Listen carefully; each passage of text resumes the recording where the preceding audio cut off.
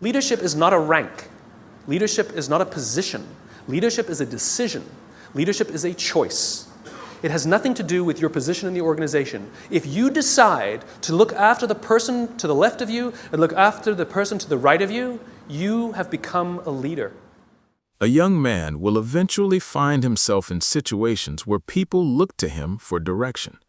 It may happen at work, in marriage, with his children, in business, among friends, or within his community. Sometimes leadership will come with a title. Sometimes it won't. But when responsibility is placed in his hands, he has to decide what kind of leader he will become. Many young men mistake leadership for authority. They think being the leader means having the final word, being the strongest person in the room, or making everyone else follow their instructions.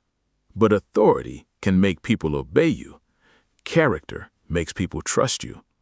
A good leader isn't simply a man who knows how to direct other people. He's a man who has learned how to govern himself.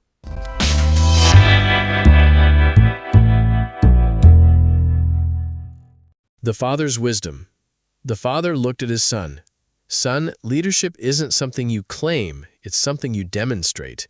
People will eventually discover whether they can trust you. They'll watch how you handle pressure. They'll watch how you treat people. They'll watch how you handle correction. They'll watch what you do when nobody is watching. And they'll decide whether your character is strong enough to carry responsibility. That's why becoming a leader starts long before you receive a position. The story. The son had recently been promoted at work. For years, he had been one of the strongest people on his team. Now he was responsible for leading it. At first, he enjoyed the authority. People came to him for decisions. He assigned responsibilities. He approved projects. He had the final word. But after several months, things began to change. 2 employees weren't getting along. Another employee wasn't meeting expectations. A project had fallen behind. And the son became increasingly frustrated. One evening, he called his father. "Dad, I don't know how to deal with these people." His father smiled. "What seems to be the problem?" "They don't listen." His father paused. "Do they trust you?" The son became quiet. "I don't know." His father nodded. "Then that's where you need to begin." Respectability. Son, leadership requires respectability, not because he needs everyone to like him, but because his conduct needs to give people a reason to trust his judgment. A respectable man doesn't have to constantly announce his authority.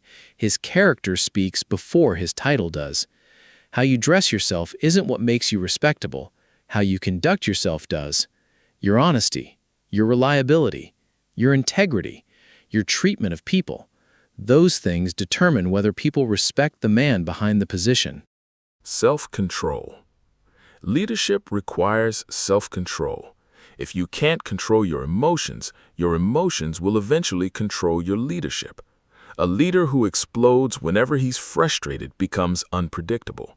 A leader who can't control his desires becomes compromised.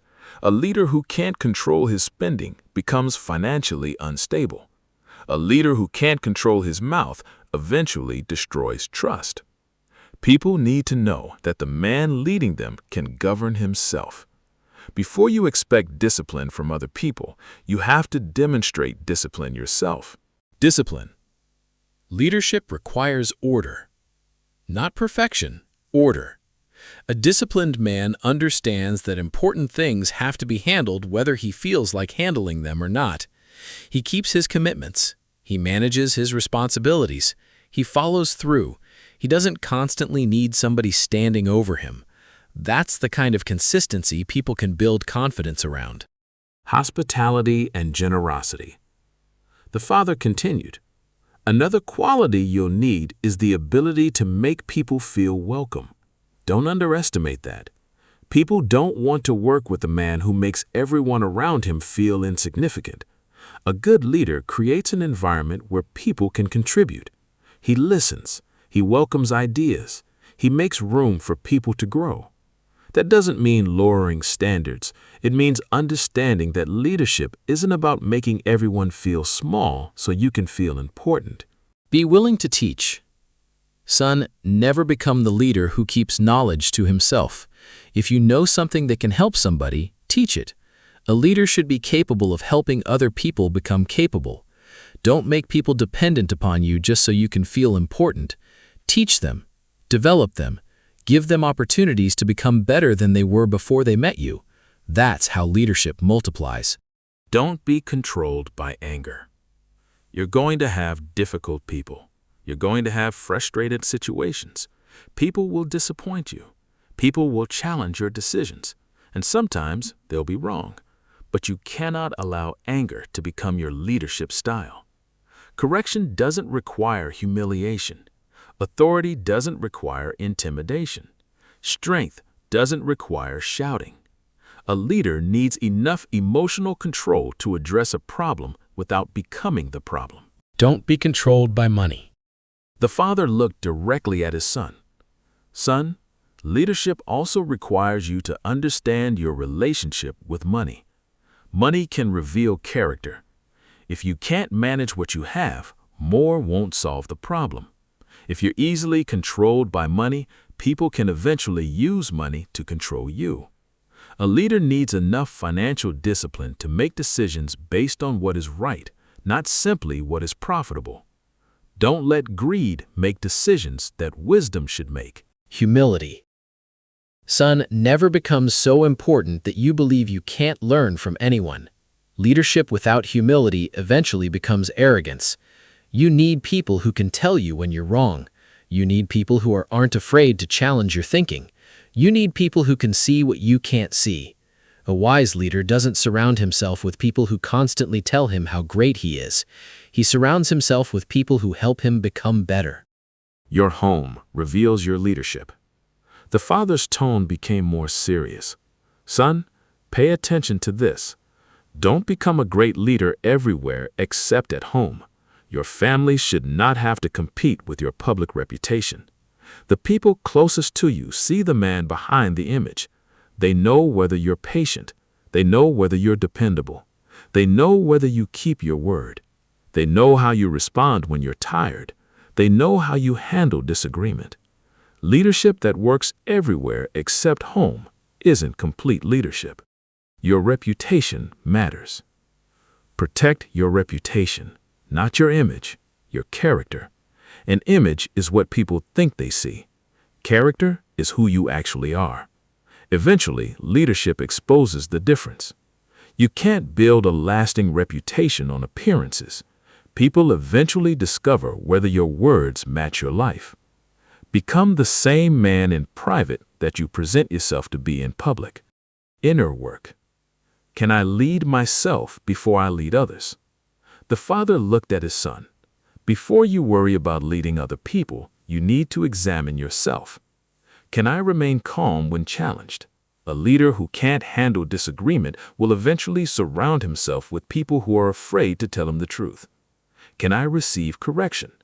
If nobody can correct you, you're eventually going to be limited by what you don't know. Do people trust my word? Leadership is built through consistency. Does my private life support my public reputation?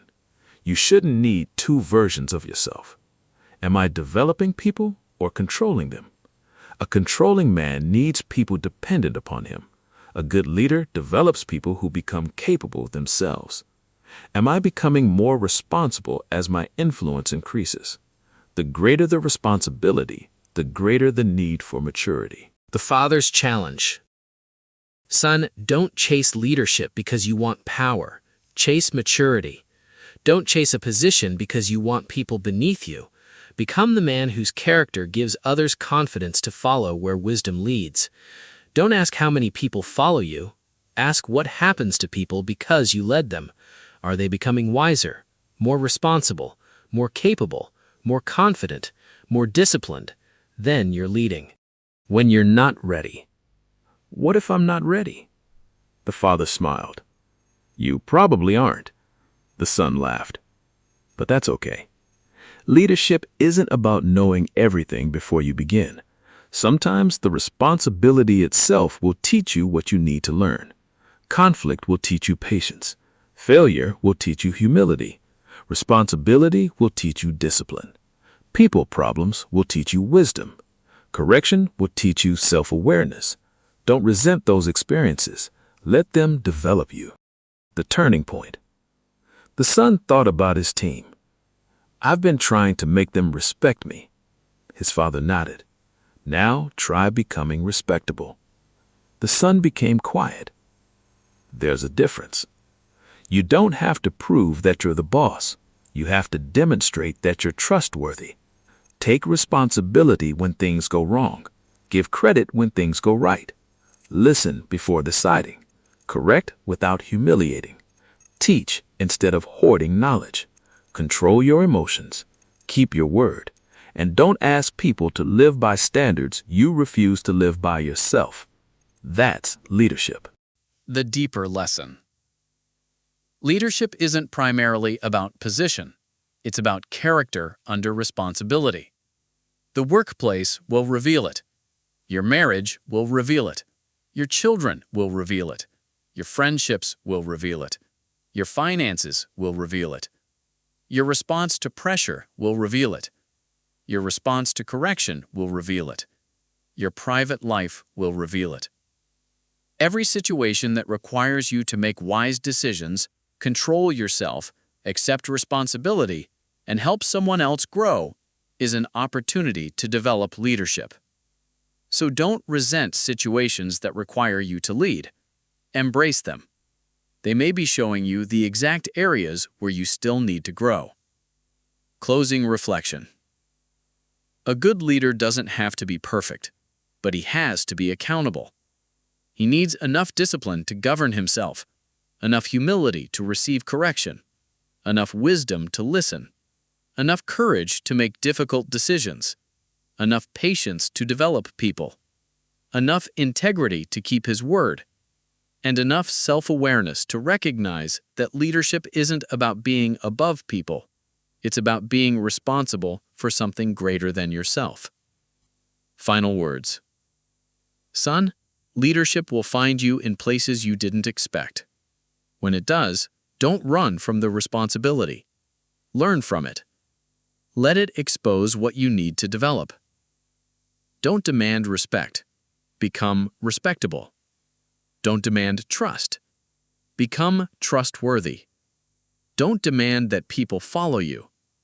Become the kind of man whose example gives them somewhere worth going.